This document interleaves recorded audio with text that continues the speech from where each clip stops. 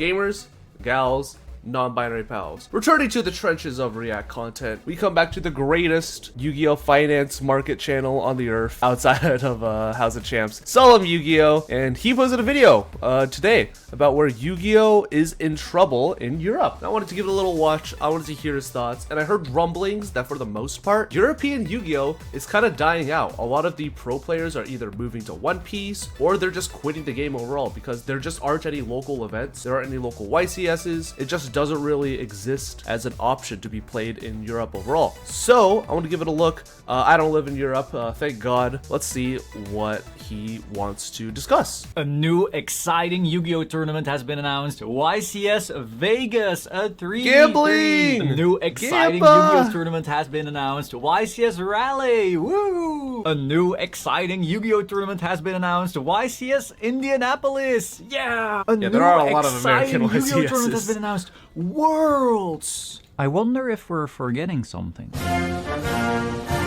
No. So Europe is not getting any YCSs, is it? I've been complaining about this for quite a few months on Twitter now, to probably the annoyance of some of my followers. And while it was always more of a hunch, because we kept on waiting, and there was no announcement, and there was a Dutch Open, and a French Open, and a German Open. Not a Belgian Open, of course. What the fuck is Belgium? Soon we'll probably have a Monaco Open. Objectively There was true. just no YCS announcement. Where is this YCS announcement, really? And then they suddenly announced Euros. It's like, huh? But Euros is only in the summer. Normally, they announce events chronologically. So does that mean we're not getting any events until summer? And then they announce Nationals. Wow, Nationals, hooray! But where's those YCSs, though? It is slowly starting to dawn on even some of the higher profile players out there that Europe is really not getting YCSs. One of the big problems with Europe is that, outside of everything else that's wrong with Europe, you know, like not getting table water when you sit down at a restaurant, is the fact that Europe is such a big country that's segmented in such a weird way. Kind of reminds me of America, actually, because Europe has so many opens based on their region. It's very easy for Konami to look at those opens and treat them as YCSs because they're kind of like national events. It's for a whole country. It's gotta be similar. And then when you realize that most opens or national events for European territories are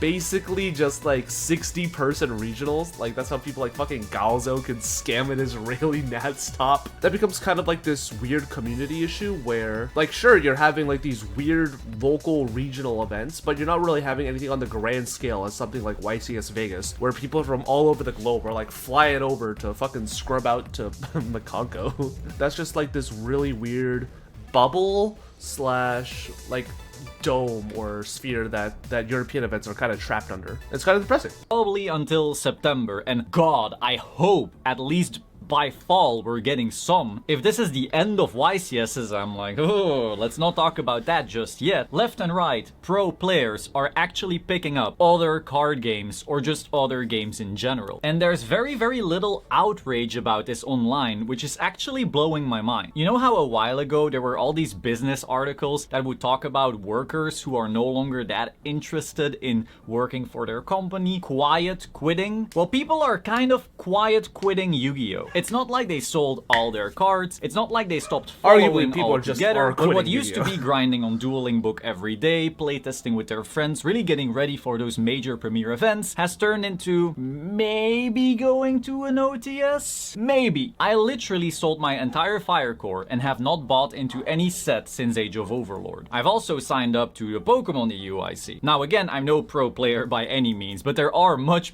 better players who are like, oh, One Piece Worlds? That card has a bid of $700,000 and we don't have events? Interesting. There are like 2 or 3 main factors which cause people to quit. And one of the factors is just getting priced out, but that's not really a problem for pro players. And the other 2 is the fact that A, the format kind of fucking sucks, which arguably right now we're in a pretty bad format where it's so narrow, like in games 2 and 3, like can just almost entirely be decided by like the side deck and which player drew summon limit or whatever. And B, just the fact that Yu-Gi-Oh is a very, very frustrating card game to play for anyone who's trying to make any sort of monetary profit or see some sort of real return on investment. Because like Solemn said, like they have like One Piece cards that go for tens or hundreds of thousands of dollars for the prize cards. But for Yu-Gi-Oh, if you make like top 16 of a YCS, you know, an amazing accomplishment. All you get is like a playmat. In this playmat, I literally rolled Korean for like $90. Like, I'm not gonna spend $1,000 of my hard-earned fucking gambling money just to win maybe a top 16 playmat that goes for like $90 to $100, or to get a prize card that's worth maybe $400 to $700 when I could do literally anything else. If you want to make $700 out of $1,000, you can do that shit in fucking gambling in like one night. It's not very hard.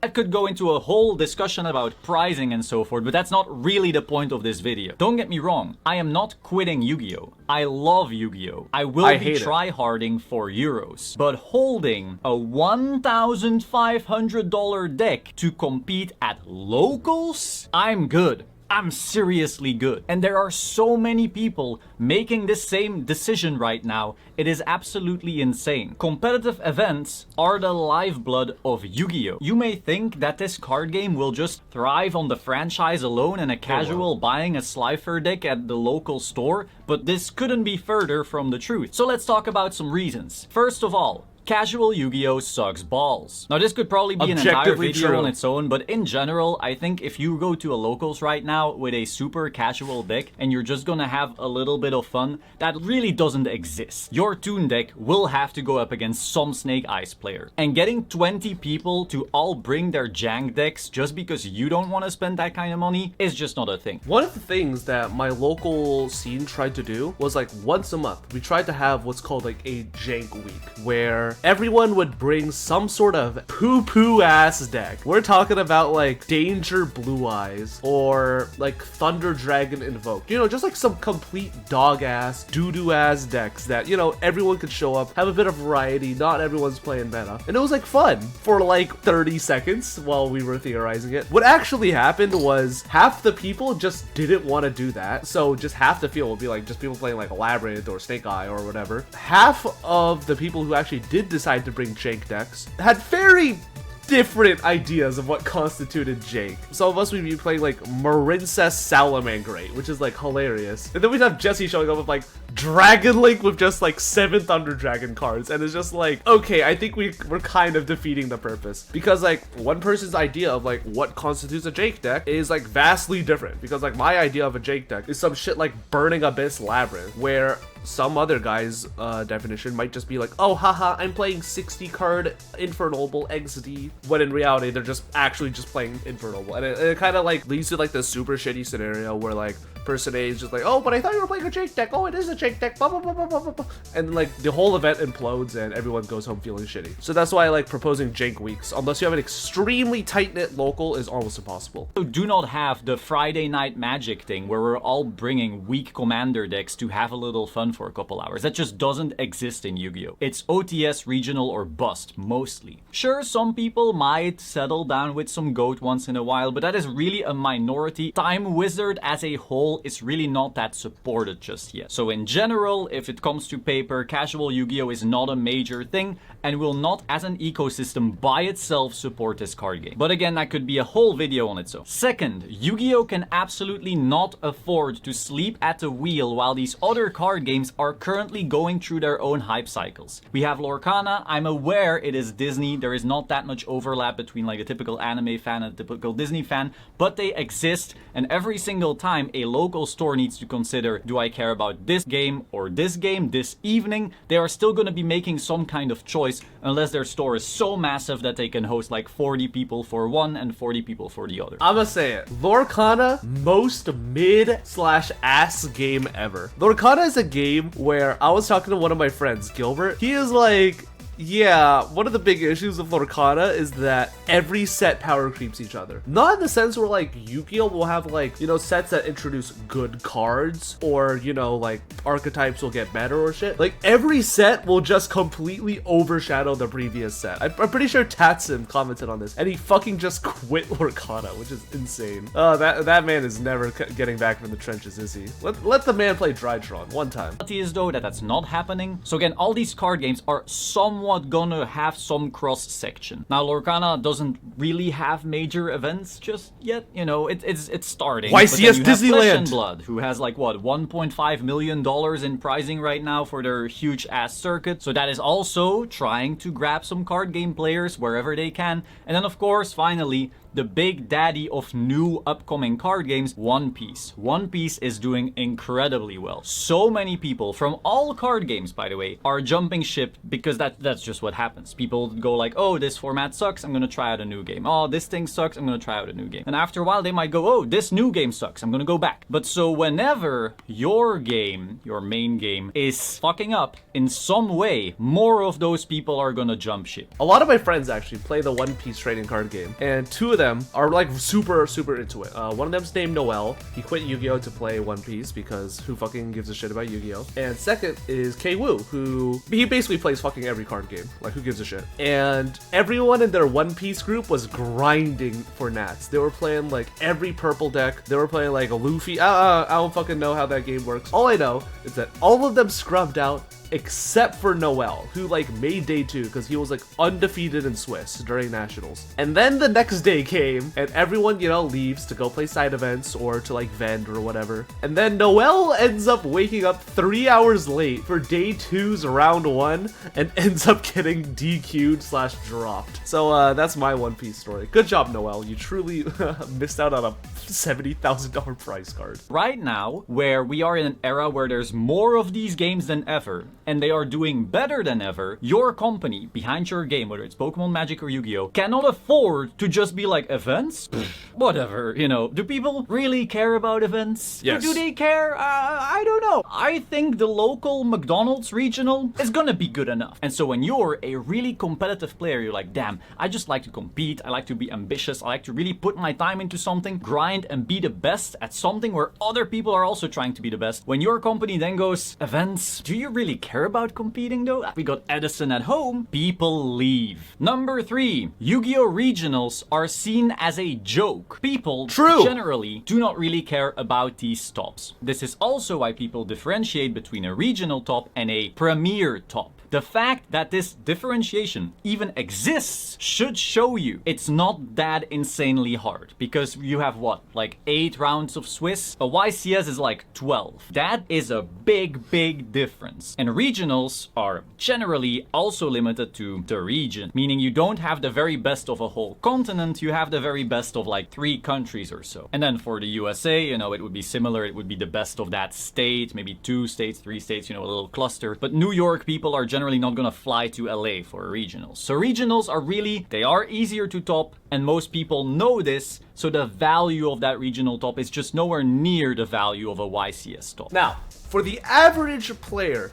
getting a regional top is something that not a whole lot of players do. It's something that maybe 10% of all Yu-Gi-Oh players will ever accomplish, and you should be proud of your first regional top, your first regional win. I've got a couple fucking regional tops, I've got a regional win, I've got a fucking YCS Rio de Janeiro win, who gives a shit? The problem is, once you get that first one, every other regional top or experience is now forever just in your mind ingrained as like, why am I even here? What am I even competing for if I have my invite already? If I have my regional top, if I have my regional win already? Like, you're literally going there to either hang out with friends or to farm worlds points, and anything else just feels like you're just completely defeating the purpose. Like, maybe you're just going for the fun of it, but again, maybe you're just looking for like a way more try-hard locals in a sense. If you're trying to get an idea of what the super high echelons of competitive level Yu-Gi-Oh look like, unfortunately you're not going to get that at a regional for the most part. Why does that matter? Because the main reason you want to top a event is prestige. Now, you might tell me otherwise. You might be like, oh, I top no, for no, the money. I don't care about the prestige. I just care about having fun. I just care about doing well at the game I love. That is just bullshit, and you know it. Because let's be real, we're not topping for the prizing.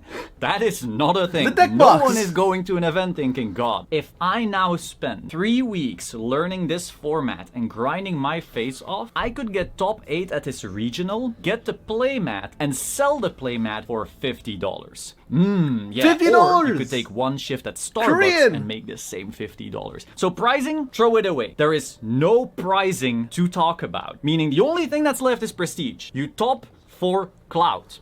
It might be clout to friends, clout to your local competitors, clout on the internet, or just clout to yourself. You're like, wow, I'm a good player, I'm consistently topping. But in general, it's prestige. It's the fact that people look up to this achievement that makes you give a fuck. If every single person tomorrow died and you were the last person on Earth and there was a regional with a bunch of AIs that you had to beat in order to top, but no one would ever acknowledge that top because obviously you're the last person Okay, on Earth, this is a you very would not play weird that analogy. regional. You care about clout when you care about topping. And that is fine. We all care about it. So pricing, fuck no. Love for the game, sure, but prestige. It's about prestige. You could laugh, oh, but it's prestige in a card game. Who cares about prestige in a card game? Everyone. You're playing it, you're competing it, everyone cares about the prestige. So, why this long rant? Because when everyone thinks a regional top, that's free, who cares, it's not a premier top. The prestige is gone. And so if you are a very competitive player and you're playing for prestige,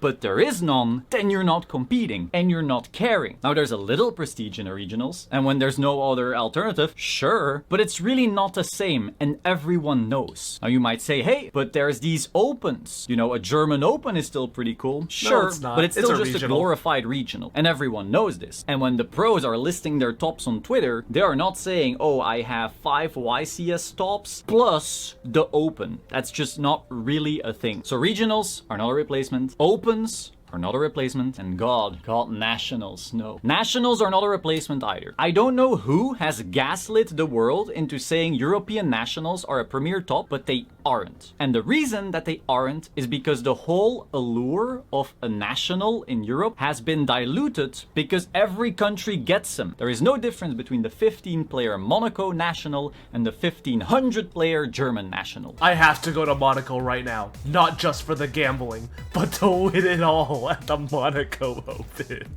Do you think it's just held inside of like a casino? Do you think you could just like go inside of like a Caesars property inside of Monaco? Be like, hi, I'm here for the tournament. Oh, is it the poker tournament happening at 7 a.m.? No, I'm here for the fucking Yu-Gi-Oh tournament. And then just shuffle you off into like the fucking high roller room where they've got like 8 folding tables because that should hold the fucking 26 people that are gonna show up for the Monaco Open. Oh my god. I feel so bad for Europeans. All of their events are just so fraudulent, man. Obviously, in practice there is. The 1500 national is really hard to top, but the whole allure of national has been destroyed. The winner of that Monaco national, and by the way, I don't think Monaco has nationals, is still getting that prize card. So the value is just gone. It has been diluted. The brand of national is weak now. Even though, again, it is very hard. You know, if you're winning German nationals, you have basically won a YCS in terms of Swiss rounds. But it ain't the same. It ain't the same in anyone's eyes. And when you're competing for prestige, because you're not competing for prizing, that is bad. Now, the worst part here is that they kept this quiet. There was no announcement of, hey, you guys, we have some issue. We don't even know the issue, by the way. More on that later.